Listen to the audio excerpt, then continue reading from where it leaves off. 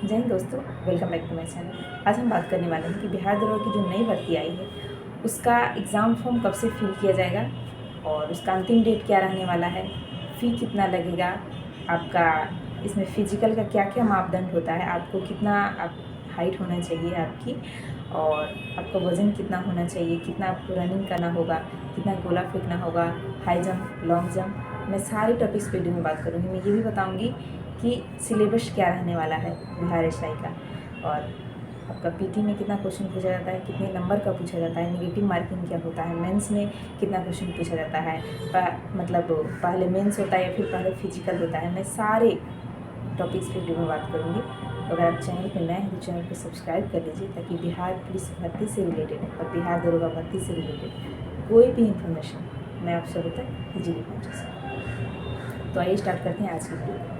तो सबसे पहले मैं बताना चाहूँगी कि इसका जो फॉर्म फिल करने का जो प्रारंभिक डेट है वो आपको 5 अक्टूबर और अंतिम डेट 5 नवंबर, यानी पूरा आपको 1 मंथ टाइम मिल रहा है। इस दौरान आप अपना फॉर्म फिल कर सकते हैं। अब मैं बताना चाहूँगी कि आपका शैक्षिक योग्यता क्या होना चाहिए, यानी आपको स्नातक आपका अगर कंप्लीट है कब तक, 1 अगस्त 2023 तक किसी भी मान्यता प्राप्त विश्वविद्यालय से अगर आपने स्नातक ग्रेजुएशन कर लिया है तो आप ये फॉर्म फिल कर सकते हैं। अब मैं उम्र बताऊंगी कि आपका मतलब इसमें उम्र, न्यूनतम उम्र क्या है और अधिकतम उम्र क्या है। तो इसमें आपका जो उम्र काउंट किया जाएगा अधिकतम और न्यूनतम, वो कौन से किस तिथि से, 1/8/2023 जो मतलब एक तिथि निर्धारित की गई है, इसी डेट पे आपको न्यूनतम भी जोड़ा जाएगा और अधिकतम भी जोड़ा जाएगा। तो आपका किसी भी कैटेगरी के पुरुष हो या फिर महिला हो, सभी के लिए न्यूनतम आयु कितनी है, 20 वर्ष। और वहीं मैं अधिकतम की बात करूँ तो जो जनरल कैटेगरी के पुरुष हैं उनका अधिकतम उम्र जो है कितना है, 37 वर्ष है।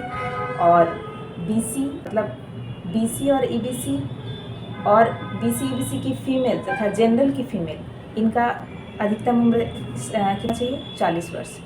और वहीं एससी एसटी के मेल और फीमेल प्लस ट्रांसजेंडर जो होंगे, इनका उम्र सीमा कितनी होनी चाहिए, अधिकतम 42 वर्ष होना चाहिए।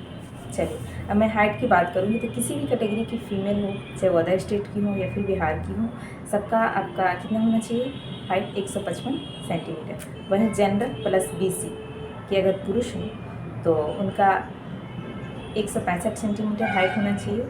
ईबीसी, एससी और एसटी, ईबीसी, एससी और एसटी के अगर पुरुष हों तो इनका हाइट कितना होना चाहिए, 160 सेंटीमीटर।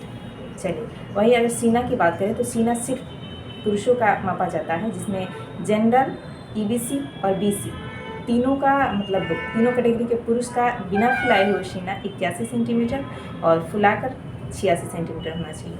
वहीं एससी प्लस एसटी के पुरुष का बिना फुलाए हुए सीना 79 और 84 फुलाकर होना चाहिए सेंटीमीटर। चलिए वो वज़न यहाँ पे सिर्फ महिलाओं के लिए निर्धारित किया गया कि आपका न्यूनतम वेट कितना होना चाहिए, 48 kg होना चाहिए। चलिए अब मैं बात करूँगी कि मतलब जो एग्ज़ाम होता है वो पीटी में कितने नंबर का होता है। पीटी में आपको 100 क्वेश्चंस रहते हैं और 100 क्वेश्चंस कितने मार्क्स के रहते हैं, 200 मार्क्स के। और आपको एग्ज़ाम कितने घंटे का होता है, 2 घंटे का। उसी तरह आपका मेंस में भी 100 क्वेश्चंस रहेंगे और 200 मार्क्स के रहेंगे। और आपका इसमें नेगेटिव मार्किंग कितना होगा, 1/5 यानी 0.2 इसका नेगेटिव मार्किंग होगा। और वही मेंस में आपका 2 पेपर होता है। पहला पेपर जैसे कि आपका हिंदी का होगा जो सिर्फ आपका क्वालिफाइंग होगा, यानी उस पर आपका मेरिट नहीं बनेगा और नहीं आपका वो जनरल स्टडीज़ में जुड़ेगा। तो आपको हिंदी मतलब पास करना रहेगा सिर्फ, तो वो भी कितना रहेगा, 100 नंबर का रहेगा, 100 क्वेश्चंस रहेंगे और 200 मार्क्स के रहेंगे। और उसमें भी आपको टाइम और 2 घंटे ही मिलेंगे।